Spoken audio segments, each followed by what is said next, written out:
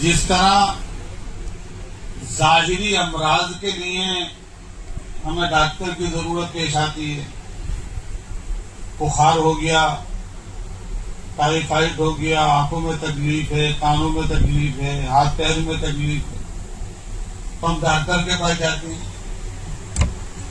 کسی مقامی ڈاکٹر سے کام نہیں چلتا تو بڑے ڈاکٹروں کے پاس جاتے ہیں، دور دراز جاتے ہیں، چنڈی گڑھ جائیں گے، دلی جائیں گے، اور جگہ جائیں گے۔ اسی طرح سے ہمارے جو روحانی امراض ہیں، باطنی امراض ہیں، ان کے علاج کے لیے ہمیں باطنی اطباء کے پاس حاضری ضروری ہے۔ ظاہری امراض کا ہمیں احساس ہو جاتا ہے، تکلیف کا، ہم جلدی بھاگ جاتے ہیں، لیکن باطنی امراض کا ہمیں احساس نہیں ہوتا۔ جن لوگوں کو احساس ہوتا ہے وہ تلاش کرتے ہیں اللہ کے نیک بندوں کو اور ان کے پاس جاتے ہیں۔ تو ہم سب لوگ یہاں پر مریض بن کر آئے۔ اللہ تعالی ہمارے باطنی امراض کو حضرت کی برکت سے اور اپنے فضل و کرم سے دور فرمائے اور اپنے محبوب بندوں میں ہم کو شامل فرمائے۔ حضرت کے حکم سے میں یہاں بیٹھا ہوں، مجھے کچھ باتیں عرض کرنی ہیں۔ ہم سب کے لیے سب سے بہترین بات اور بہترین کلام اگر ہو سکتا ہے تو وہ اللہ کا اور اللہ کے رسول کا کلام ہو سکتا ہے۔ تو بجائے خود کچھ کہنے کے سرکار دو عالم صلی اللہ علیہ وسلم کی ایک پاک حدیث، ایک مبارک ارشاد آپ کے سامنے پڑا ہے۔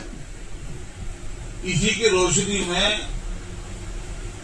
آپ دعا فرمائیں کہ اللہ تعالیٰ کچھ مفید بات کہنے کی توفیق عطا کرے۔ جو حدیث میں نے پیش کی ہے اس میں سرکار دو عالم صلی اللہ علیہ وسلم نے 3 باتیں ارشاد فرمائی، اور یہ ایک صحابی رسول حضرت عقبہ ابن عامر رضی اللہ تعالی عنہ کے چھوٹے سے سوال کے جواب میں 3 باتیں ارشاد فرمائی۔ صحابہ کرام پیغمبر علیہ السلام کی مجالس میں جاتے تھے اور آپ کی بابرکت مجلس سے فیضیاب ہوتے تھے، لیکن سوالات بہت کم کرتے تھے۔ رسول اللہ صلی اللہ علیہ وسلم کی ذات اقدس کو اللہ نے اتنا باروق بنایا تھا کہ صحابہ بیجا سوال کرنے کی ہمت نہیں کرتے۔ قرآن کریم میں چند سوالات ہیں جو صحابہ کی طرف سے پیش ہوئے ہیں، اللہ رب العزت نے ان کا جواب دیا۔ اس کے علاوہ حدیث شریفہ میں بھی سوال ہیں، لیکن صحابہ کے جو بھی سوال ہیں وہ آخرت سے متعلق، شریعت کے احکام سے متعلق سوال ہے۔ کسی صحابی نے یہ سوال نہیں کیا کہ اللہ کے رسول آپ دعا کر دیجئے کہ میں بہت بڑا فارمر بن جاؤں، بہت بڑے باغات کا مالک بن جاؤں، بہت بڑی کمپنی اور فیکٹری مجھے ہو جائے۔ کیونکہ وہ حضرات جانتے تھے کہ یہ دنیا فانی ہے، یہ دنیا کی کوئی حقیقت نہیں ہے، بالکل بے قرار ہے دنیا، اس کا کوئی قرار نہیں، کوئی ٹکاؤ نہیں۔ اصل زندگی آخرت کی زندگی۔ تو یہ سوال جو جس کے جواب میں یہ 3 باتیں رسول اللہ صلی اللہ علیہ وسلم نے ارشاد فرمائی، یہ سوال بھی حضرت عقبہ ابن عامر کا بارگاہ رسالت میں آخرت سے متعلق، اور بہت چھوٹا سا سوال، 2 لفظوں کے اندر سوال ہے۔ حضرت عقبہ ابن عامر رضی اللہ تعالیٰ عنہ فرماتے ہیں من نجات یا رسول اللہ، اے اللہ کے رسول صلی اللہ علیہ وسلم، میدان حشر میں جہاں اولین و آخرین جمع ہوں گے اور اللہ تعالیٰ کا جلال، اللہ تعالیٰ غیظ و غضب میں جلال کے عالم ہوں گے، اللہ تعالیٰ کا غصہ ہائی لیول پر ہوگا، نفسی نفسی کا عالم ہوگا، تو اس میدان حشر میں اللہ کی پکڑ سے، اللہ کی گرفت سے، اللہ تعالیٰ کے سامنے آنے سے اللہ کے غضب اور جلال سے بچنے کے لیے نجات کن اعمال کی بنیاد پر؟ اور یہ واقعتاً ایک ایسا سوال ہے جو قیامت تک آنے والے ہر مسلمان کی ضرورت ہے. تو ہمارا سب کا ایمان ہے کہ ہم آخرت میں پیش ہونا، اللہ کی بارگاہ میں پیش ہونا، اور یہ بھی ہمارا ایمان ہے کہ وہاں پر بہت نفسی کا عالم ہوگا. تو اللہ کے غضب سے نجات ہر انسان کو چاہیے. تو حضرت عقبہ ابن عامر نے سوال کر کے قیامت تک آنے والی مسلم امت کی ضرورت کو پورا کیا. تو رسول اللہ صلی اللہ علیہ وسلم نے اس کے جواب میں 3 باتیں ارشاد فرمائیں کہ جو آدمی دنیا میں ان 3 کاموں کو کر لے گا تو آخرت میں اللہ کے غضب اور جلال سے اس کی حفاظت ہو سکتی ہے، اللہ کی پکڑ سے وہ بچ سکتی ہے. ان میں پہلی بات ارشاد فرمائی املک علیک لسانک، کہ اپنی زبان کو قابو میں کر لو، اپنی زبان کو کنٹرول میں کر لو. زبان انسان کے اعضاء میں سے 360 اعضاء ہیں، ان میں ایک زبان بھی ہے، اور یہ سارے اعضاء اللہ نے انسان کو استعمال کے لیے دی. آنکھیں دیکھنے کے لیے دی، زبان بولنے کے لیے دی، کان سننے کے لیے دیے، ہاتھ پیر دیے، ہاتھ پکڑنے کے لیے دیے، پیر چلنے کے لیے دیے. اس کے علاوہ انسان کے جسم میں بڑے قیمتی حصے ہیں، دل ہے، دماغ ہے، پھیپڑے ہیں، گردے ہیں، قلب ہے. یہ سارے اعضاء بڑے قیمتی، اور اللہ نے یہ سب چیزیں استعمال کے لیے دی. ہم ان چیزوں کے مالک نہیں ہیں. اس لیے حضرات فقہا فرماتے ہیں کہ اپنے جسم کا کوئی بھی حصہ کسی کو دان کرنا جائز نہیں. بہت سے لوگ اپنے اعضاء کو بیچ دیتے ہیں، آنکھیں نکلوا دیتے ہیں، دل گردے دے دیتے ہیں. فقہا فرماتے ہیں جائز نہیں، تو آپ ان کے مالک ہی نہیں ہیں، آپ تو ان کے امین ہیں، اللہ نے استعمال کے لیے دی آپ. تو ان سارے اعضاء میں زبان ایک ایسا عضو ہے جو اگر حرکت کرے، غلط حرکت کرے، زبان چلے تو اس سے سارا جسم متاثر ہوتا ہے. زبان غلطی کرتی ہے، اور زبان ہوشیار اتنی ہے کہ کبھی بھی یہ زخم کھلتا نہیں ہوتی، کبھی یہ زد میں نہیں آتی. زبان سے انسان گالی دیتا ہے، کسی کو گالی دیتی، اس نے غصے میں آ کے کوئی پتھر مار دیا، کوئی اینٹا مار دیا، کوئی ڈنڈا مار دیا، تو آپ کا سر پھوٹ سکتا ہے، آنکھ پھوٹ سکتی ہے، جسم کے اور اعضاء میں تکلیف ہو سکتی ہے، مگر زبان کا کچھ نہیں ہوتا. تو زبان کو بول کے اندر چل گیا. اور یہ زبان بہت تیز چلتی ہے، کہتے ہیں کینچی سے زیادہ تیز چلتی ہے.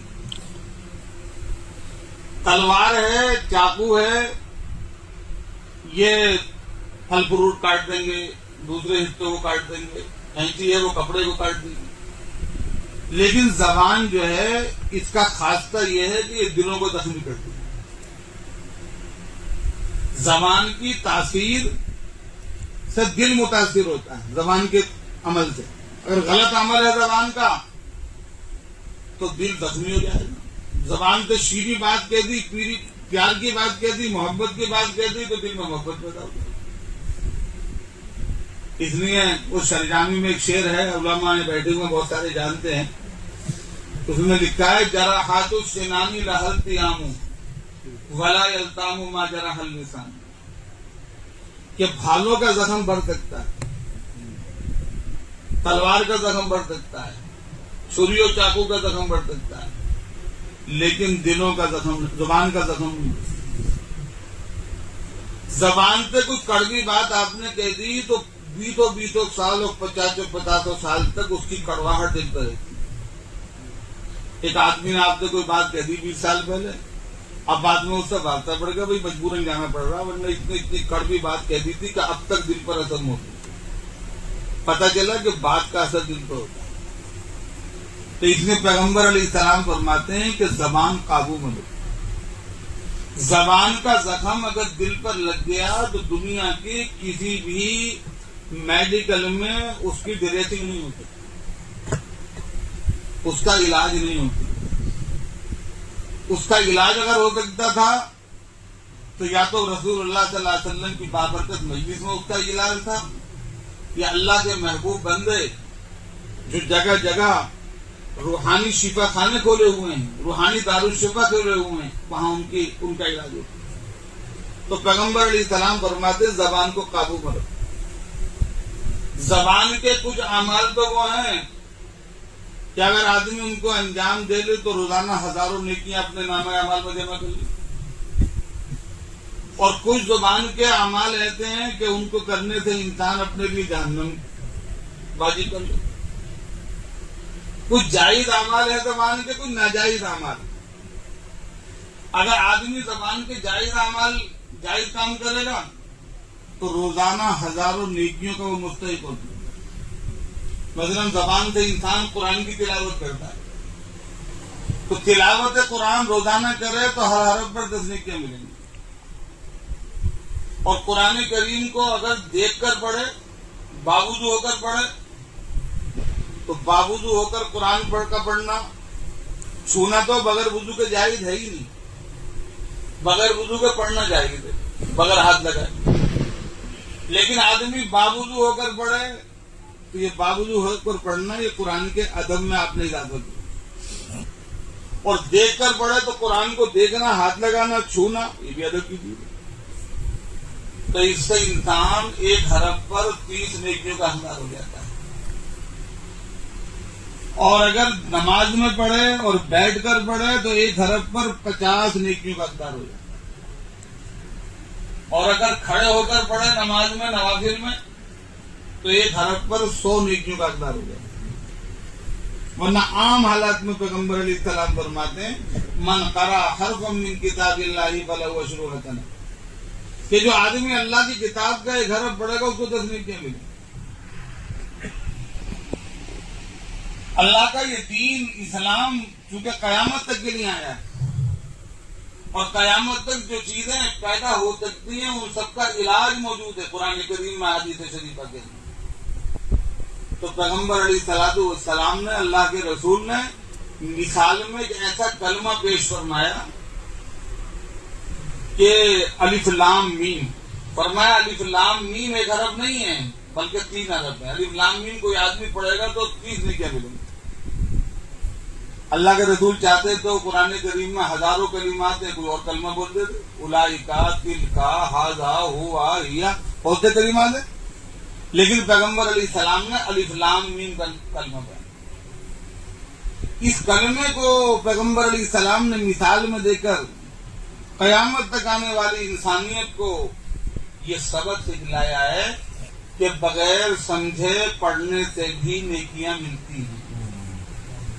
بہت سے ہمارے لوگ پروپیگنڈا کرتے ہیں کہ بغیر سمجھے پڑھنے سے کیا فائدہ، قرآن کریم کو طوطے کے ساتھ طوطے کی طرح رٹنے سے کیا فائدہ، قرآن کریم کو حروف کو رٹنے سے کیا فائدہ. الفاظ تو بہت اچھے ہیں، خوبصورت ہے، قرآن کو سمجھنا چاہیے. یہ صحیح ہے کہ قرآن کریم کے معنی ہم کو سمجھنے چاہیے، ان کی ہدایات پر عمل کرنا چاہیے، لیکن بغیر سمجھے پڑھنے سے کوئی فائدہ نہیں ہے. اس کا مطلب یہ ہے کہ امت پوری دنیا کے اندر قرآن کریم کے مکاتب پر بچے پڑھ رہے ہیں، ناظرہ پڑھ رہے ہیں، حروف شناسی کر رہے ہیں. تو یہ قرآن کریم کو حفظ پڑھایا جاتا ہے، یہ قرآن کریم کو تجوید سے پڑھایا جاتا ہے. اب جو قاری محض ہوتا ہے، جو عالم نہیں ہوتا ہے، جو حافظ ہوتا ہے، یہ جو قرآن کریم کو ناظرہ پڑھتا ہے تو ظاہر ہے وہ قرآن کریم کے معنی کو نہیں جانتا. تو اب وہ اس در پردہ اس جملے کے اندر کہ بغیر سمجھے پڑھنے سے کیا فائدہ، اس میں زہر یہ ہے کہ امت جو اربوں خربوں روپیہ قرآن کریم کی نشر و اشاعت میں، قرآن کریم کی تعلیم میں خرچ کرتی ہے، اس کے لیے درسگاہیں بنتی ہیں، ہزاروں علماء حفاظ پڑھاتے ہیں، ہزاروں لوگ اس میں خدمت کر رہے ہیں، تو گویا کہ امت ہی بے سود کام کر رہی. پیغمبر علیہ الصلوۃ والسلام نے الف لام میم کی مثال دے کر بتا دیا کہ یہ سارے کام بھی خیر کے ہیں. ان کاموں کے اندر بھی اللہ تعالیٰ کی رضا موجود ہے، ان کاموں کے اندر بھی اللہ تعالیٰ نیکیاں عطا فرماتے ہیں. اور پیغمبر علیہ الصلوۃ والسلام کی بعثت کے مقاصد جو 4 ہیں قرآن کریم میں، ان چاروں مقاصد کی حامل پیغمبر کی ابراہیم علیہ السلام نے دعا مانگی تھی، ربنا وبعث فیہم